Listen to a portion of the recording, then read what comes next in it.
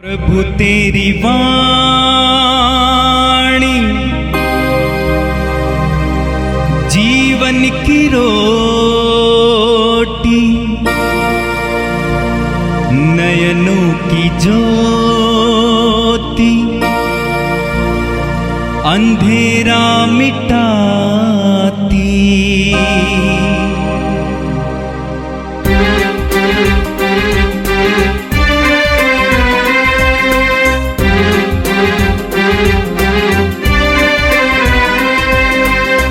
प्रभु तेरी वाणी जीवन की रोटी, नयनों की ज्योति, अंधेरा मिटाती। प्रभु तेरी वाणी जीवन की रोटी, नयनों की ज्योति, अंधेरा मिटाती। वाणी वाणी वाणी वाणी वाणी पवित्र है, शाश्वत है, जीवन का मन्ना है। 12 अक्टूबर सोमवार। पहला पाठ गलातियों के नाम संत पौलुस का पत्र, अध्याय 4 पद संख्याएँ 22 से 24, 26 से 27, 31 और अध्याय 5 पद संख्या 1।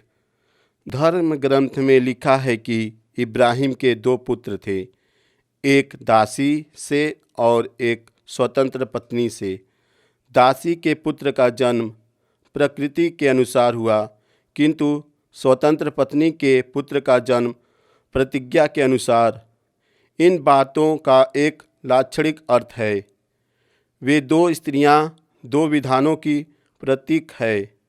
एक अर्थात पर्वत सिनई का विधान दासता के लिए संतति उत्पन्न करता है। यह हागार है। दिव्य यरूशलेम स्वतंत्र है, वह हमारी माता है, क्योंकि लिखा है, बंध्या तुमने कभी पुत्र नहीं जाना, अब आनंद मनाओ। तुमने प्रसव पीड़ा का अनुभव नहीं किया, उल्लास के गीत गाओ, क्योंकि विवाहिता की अपेक्षा परित्यक्ता के अधिक पुत्र होंगे। इसलिए भाइयों, हम दासी की नहीं बल्कि स्वतंत्र पत्नी की संतति हैं। मसीह ने स्वतंत्र बने रहने के लिए ही हमें स्वतंत्र बना दिया है। इसलिए आप लोग दृढ़ रहें और फिर दासता के जुए में न जूत जाएं। यह प्रभु की वाणी है। संत लूकस के अनुसार पवित्र सुसमाचार, अध्याय 11 वाक्य 29 से 32 तक। भीड़ की भीड़ उनके चारों ओर उमड़ रही थी और वह कहने लगे, यह एक विधर्मी पीढ़ी है, यह एक चिन्ह मांगती है, परंतु नबी योनस के चिन्ह को छोड़ इसे और कोई चिन्ह नहीं दिया जाएगा। जिस प्रकार योनस निनेवे निवासियों के लिए एक चिन्ह बन गया था, उसी प्रकार मानव पुत्र भी इस पीढ़ी के लिए एक चिन्ह बन जाएगा। न्याय के दिन दक्षिण की रानी इस पीढ़ी के लोगों के साथ जी उठेगी और इन्हें दोषी ठहराएगी, क्योंकि वह सुलेमान की प्रज्ञा सुनने के लिए पृथ्वी के सीमांतों से आई थी। और देखो, यहाँ वो है जो सुलेमान से भी महान है। न्याय के दिन निनेवे के लोग इस पीढ़ी के साथ जी उठेंगे और इसे दोषी ठहराएंगे, क्योंकि उन्होंने योनस का उपदेश सुनकर पश्चाताप किया था। और देखो, यहाँ वो है जो योनस से भी महान है। ये प्रभु का दिव्य सुसमाचार है। क्रिस्त प्रभु की जय। मेरे प्रिय भाई और बहनों, आज का पहला पाठ गलातियों के पत्र से लिया गया था। इन दिनों हम गलातियों के पत्र से ही पाठ सुन रहे हैं और मैं सोचता हूं कि आप स्वयं महसूस करते होंगे, मैं महसूस करता हूं इन पाठों को सुनने और पढ़ने के बाद कि पौलुस के लिए उस समय गलातिया के लोगों को सही शिक्षा में वापस लाना कितना कठिन रहा होगा।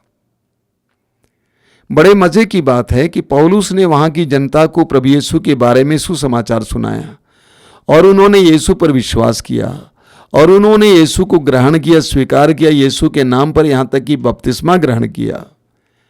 लेकिन कोई दूसरे लोग आकर उनको भड़का देते हैं कि उनको पुराने व्यवस्थान की बातों को भी साथ में ले चलना है, तो बड़ी आसानी से वो उन शिक्षाओं को ग्रहण करने लगते हैं और पुरानी बातों की ओर चले जाते हैं, पुराने विचारधारा की ओर चले जाते हैं बड़ी आसानी से।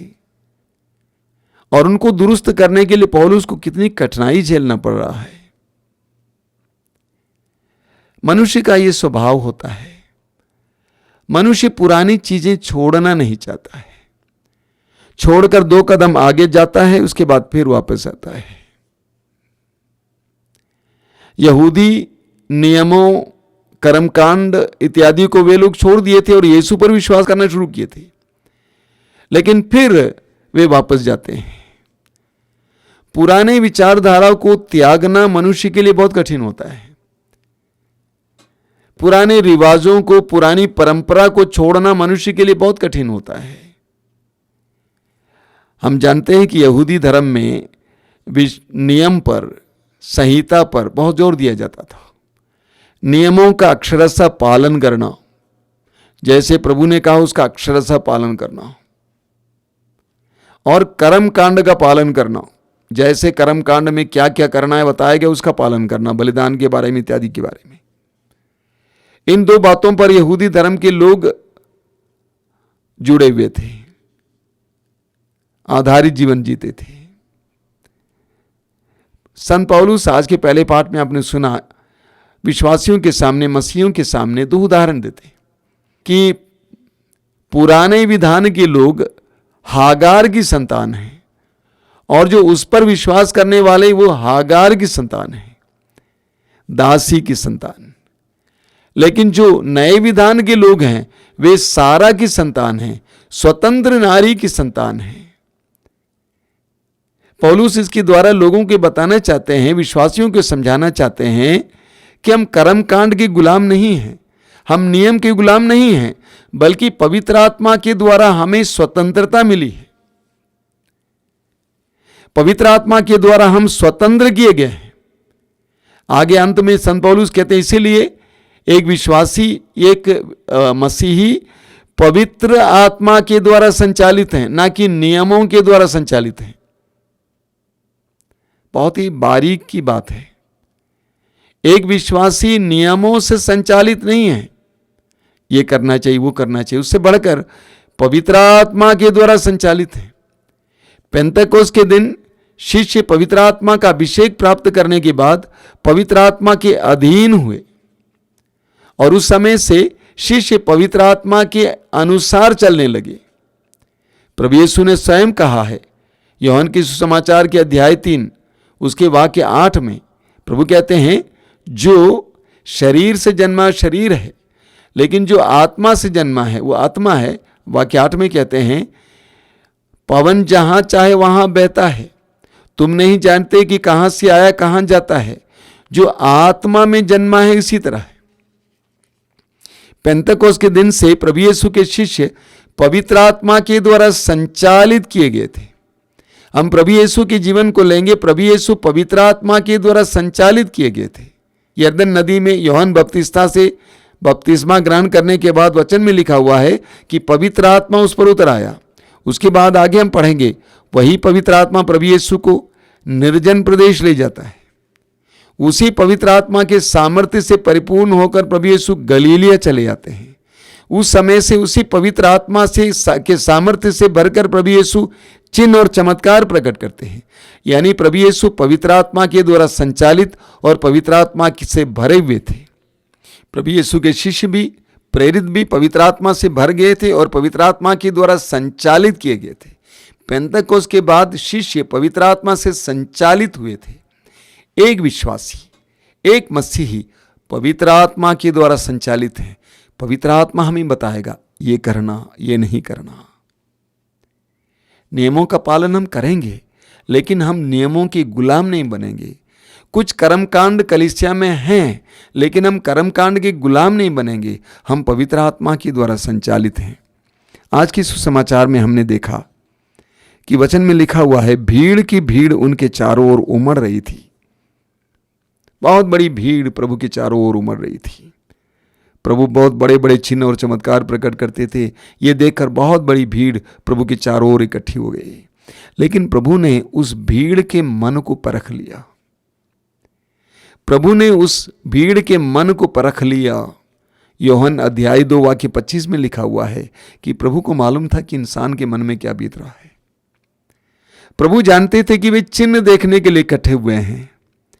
प्रभु जानते थे कि वे वचन सुनने के लिए नहीं आए हैं, वचन को जवाब देने के लिए नहीं आए हैं।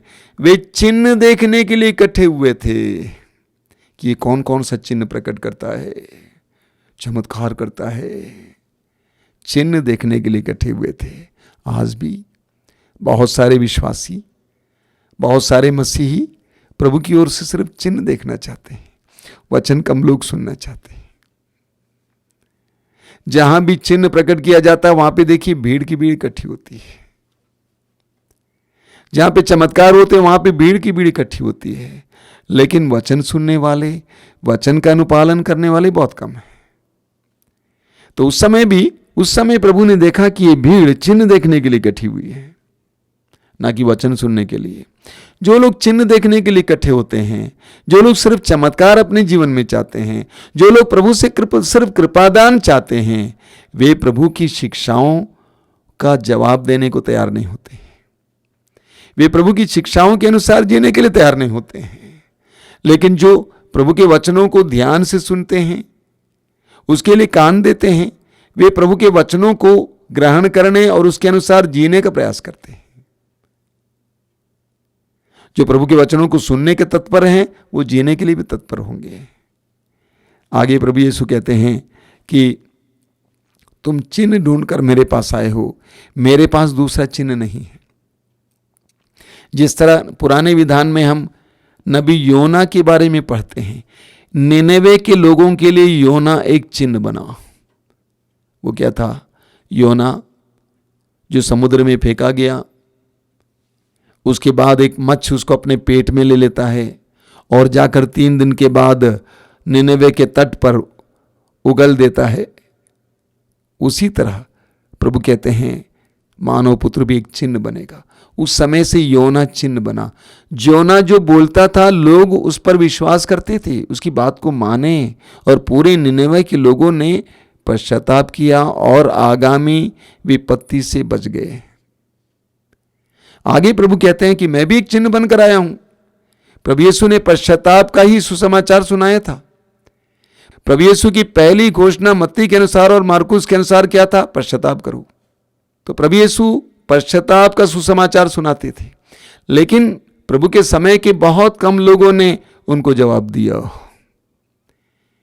वे प्रभु की बातों को सुनने के लिए तैयार नहीं थे। वे प्रभु को तिरस्कार करते थे। वे सिर्फ चमत्कार देखने के लिए प्रभु के चारों ओर घूमते थे, या कुछ पाने के लिए घूमते थे, रोटी पाने के लिए, चंगाई पाने के लिए, चमत्कार के लिए घूमते थे, लेकिन प्रभु की शिक्षाओं को स्वीकार करने और उसका जवाब देने के लिए तैयार नहीं थे। प्रभु ने लोगों को पश्चाताप के लिए आह्वान किया, लेकिन पश्चाताप के लिए लोग तैयार नहीं थे। इसलिए प्रभु यीशु कहते हैं, न्याय के दिन दक्षिण की रानी इस पीढ़ी के लोगों के साथ जी उठेगी और उन्हें दोषी ठहराएगी। आगे प्रभु कहते हैं, न्याय के दिन निनेवे के लोग इस पीढ़ी के साथ जी उठेंगे और इसे दोषी ठहराएंगे, क्योंकि उन्होंने योनस का उपदेश सुनकर पश्चाताप किया था। और देखो, यहां वो है जो योनस से भी महान है। लोग प्रभु के वचनों को स्वीकार करने को तैयार नहीं थे। मेरे प्रिय भाई और बहनों, प्रभु ने अपने वचनों के द्वारा हमें पश्चाताप के लिए आह्वान किया है। प्रभु स्वयं कहते हैं यूहन्ना के सुसमाचार के अध्याय 15 वाक्य 11 में, मैंने तुमसे ये सारी बातें इसलिए कही हैं कि मेरा आनंद तुम में हो और तुम्हारा आनंद परिपूर्ण हो। यानी प्रभु यीशु कहते हैं उनकी शिक्षाएं हमें आनंद प्रदान करने के लिए, हमें परिपूर्ण आनंद प्रदान करने के लिए है। लेकिन ये परिपूर्ण आनंद हमें तभी प्राप्त होगा जब हम पश्चाताप के द्वारा हमारे अंदर जो बुराई है, गंदगी है, उसका परित्याग करेंगे। 2000 वर्ष पहले जब प्रभु यीशु ने वचन सुनाया, बहुत कम लोगों ने प्रभु को स्वीकारा, अंगीकारा और उसके साथ साथ प्रभु को जवाब दिया। और उन सब के जीवन में प्रभु ने आनंद से भर दिया। उनका जीवन परिवर्तित हो गया। जक्केउस का उदाहरण लीजिए। धन में आनंद लेने वाला, बुराई में आनंद लेने वाला अब सच्चा आनंद प्राप्त करता है। समारी स्त्री का उदाहरण लीजिए, जो वासना में आनंद लेने वाली थी, शारीरिक मजा में आनंद लेने वाली थी, अब सच्चा आनंद प्राप्त करती है। जब तक प्रभु के वचनों को सुनकर उसके लिए हम जवाब नहीं देंगे, पश्चाताप के द्वारा अपने आप को खाली नहीं करेंगे, तब तक प्रभु का आनंद हमें प्राप्त नहीं होगा, ना ही हमारा आनंद परिपूर्ण होगा। आइए हम प्रार्थना करें। प्रभु से प्रार्थना करें कि प्रभु हमें प्रज्ञा का वरदान दीजिए, हमें इन सारी गहरी बातों को समझने की कृपा दीजिए, तेरे पवित्र वचनों को सुनने और उसके लिए जवाब देने की कृपा दीजिए।